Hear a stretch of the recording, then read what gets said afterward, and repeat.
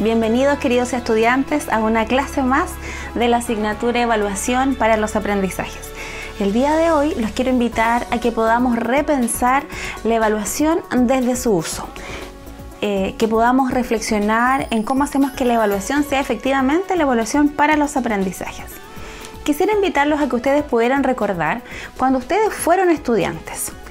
¿Qué conceptos tenían acerca de la evaluación? ¿Qué sensación tenían al momento de enfrentarse a una prueba? En general, nosotros estamos llenos de preconceptos, de quejas, de comentarios que solemos escuchar acerca de la evaluación que más bien tienen una carga negativa. Es probable que escuchemos cotidianamente sobre la evaluación como algo que está marcado por presiones, por ansiedad, por desagrado, más que por un interés o por un disfrute incluso de estos procesos evaluativos. Los docentes generalmente estamos hablando acerca de la falta de tiempo que tenemos para hacer buenas evaluaciones y luego para poder corregirlas. Además, es muy frecuente que podamos sentirnos ansiosos al hacer nuestras propias evaluaciones y específicamente cuando tenemos que pedirle a alguien que las revise. Es ni pensar que alguien pueda revisar nuestras evaluaciones. Los estudiantes y a veces también sus apoderados dirán que se les pide mucho tiempo fuera del trabajo de aula o mucho tiempo que tienen que dedicar para estudiar. Eso hará que se pongan ansiosos al enfrentarse a una evaluación, porque probablemente se están jugando la nota, ¿cierto? Eso es lo que dicen los apoderados y generalmente produce ansiedad también. De vez en cuando, algunos u otros se enfrascarán en discusiones sobre, hoy no recuerdo, ¿tú me puedes decir qué entraba en la prueba? O no, si eso no entraba, ¿ya? O incluso, no, ¿sabes qué? Esta evaluación estaba muy difícil. ¿Cuán justo fue el tiempo para responder? O incluso, ¿qué diferente es la mano de un profe o de otro al momento de evaluar? A continuación les quiero invitar a que podamos profundizar un poco más acerca de las creencias que subyacen esta manera de pensar y también de sentir la evaluación para luego hacer un contraste en el enfoque de la evaluación para los aprendizajes y su influencia sobre cómo podemos repensar pero también resentir la evaluación. Las lógicas tradicionales de la evaluación tienen relación con la jerarquización, con la selección, con la certificación y también con el control.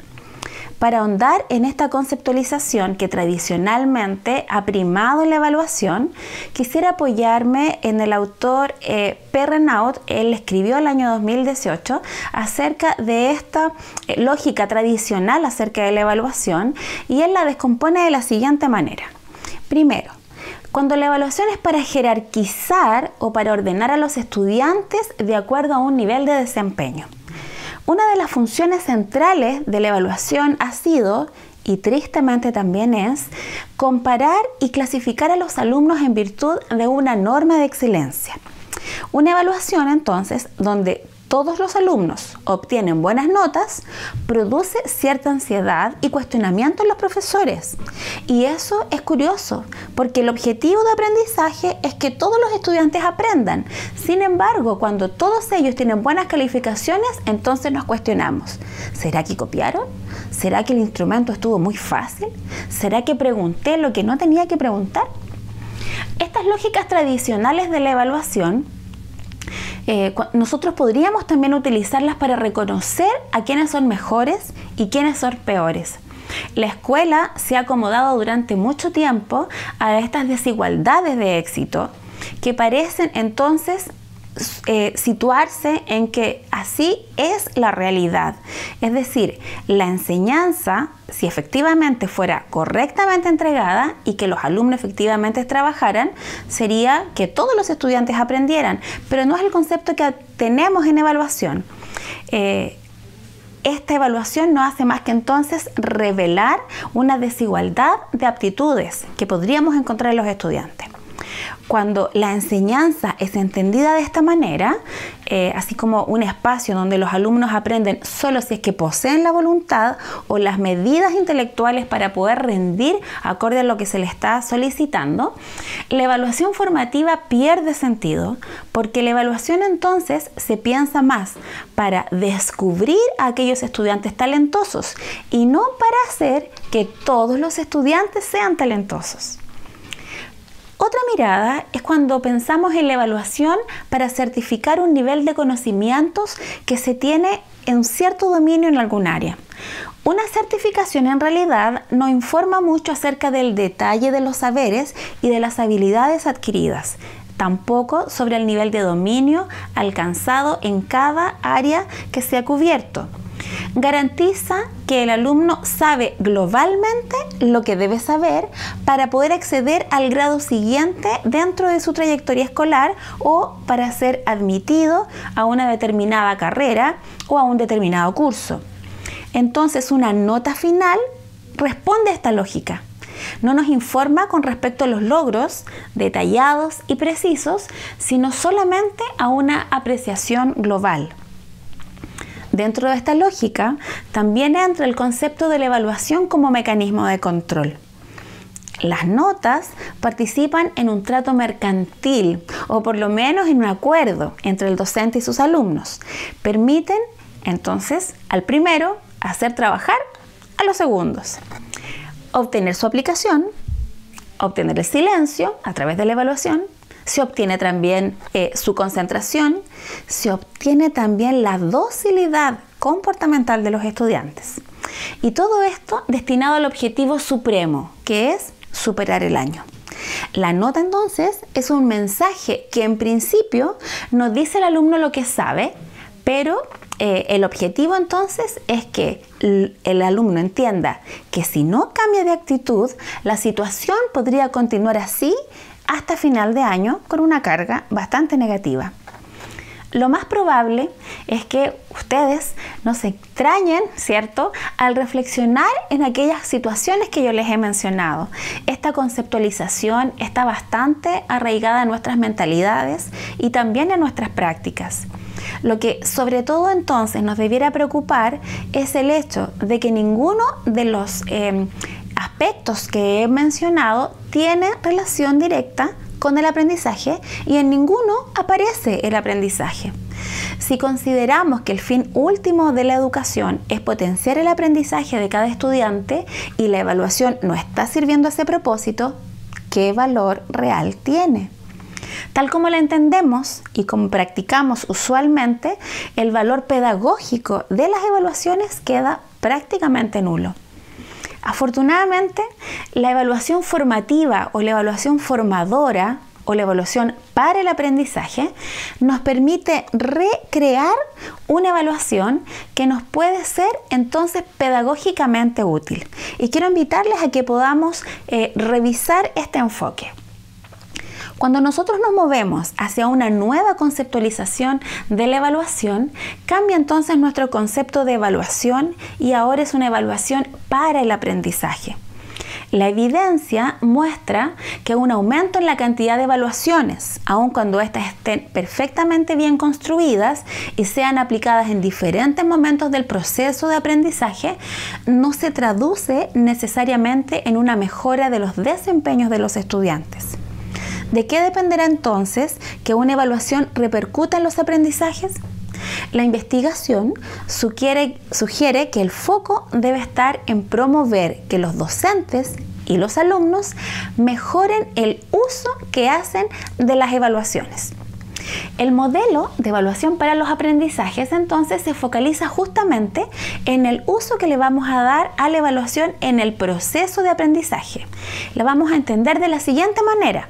La evaluación entonces es el proceso mediante el cual la evidencia del desempeño de los estudiantes se obtiene, interpreta y se usa por profesores, estudiantes y sus pares.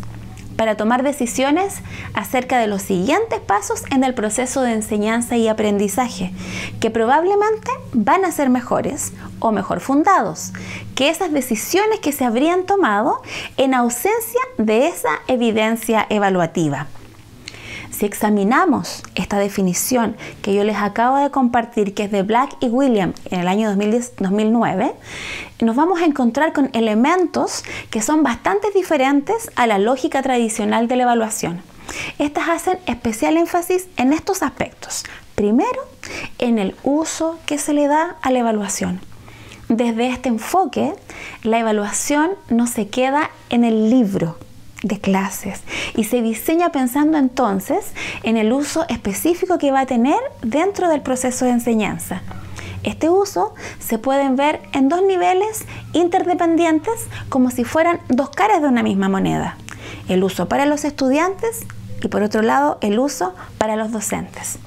¿Qué uso le pueden dar los estudiantes? Por ejemplo, ¿qué información le va a entregar con respecto al desempeño actual que tienen los estudiantes? ¿Cómo van a orientar esos estudiantes su comportamiento y sus decisiones para ir mejorando hasta lograr el objetivo de aprendizaje que se ha propuesto? Por otro lado, la otra cara de la moneda nos hace pensar con respecto al uso de la evaluación para los profesores. ¿Qué información nos da a los profesores la evaluación para analizar la efectividad del proceso de enseñanza y aprendizaje? ¿De qué manera vamos a utilizar esta información para ir haciendo constantes los ajustes en las oportunidades que les vamos a dar a esos estudiantes para que logren la meta de aprendizaje? Por otro lado, otro aspecto nos dice que la participación activa de los estudiantes y de sus pares es sumamente importante en la evaluación para los aprendizajes. Este enfoque de la evaluación parte de la base de que no solo el profesor es el responsable del desempeño del alumno, sino que también el mismo estudiante y sus pares pueden ser agentes de evaluación para el aprendizaje. Esto tiene como requisito, entonces, trabajar con objetivos de aprendizaje que sean bien comprendidos y comprendidos por todos, y pone un fuerte énfasis entonces en la autorregulación de los aprendizajes, en la que los estudiantes aprendan a utilizar la evaluación como una estrategia metacognitiva de revisión y también de monitoreo de su propio proceso de aprendizaje. Esto implica que al momento de tomar las decisiones, la perspectiva del alumno también cuenta.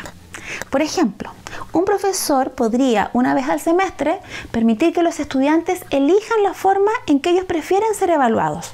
Una prueba escrita, una prueba oral, un afiche, una representación teatral, un decálogo, etc. Los estudiantes en general suelen ser muy creativos con respecto a eso.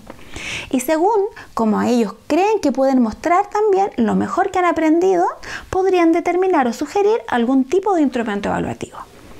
Otro profesor podría pedir a los estudiantes que lleven una bitácora de avances en la que vayan escribiendo sus metas y cómo van a cumplir esas metas, y que luego contrasten las evaluaciones que han tenido en nivel y vean el nivel en función al cumplimiento del objetivo que se han planteado. De esa manera, ellos pueden volver a fijar nuevas metas y nuevos métodos para mejorar el aprendizaje desde allí en adelante.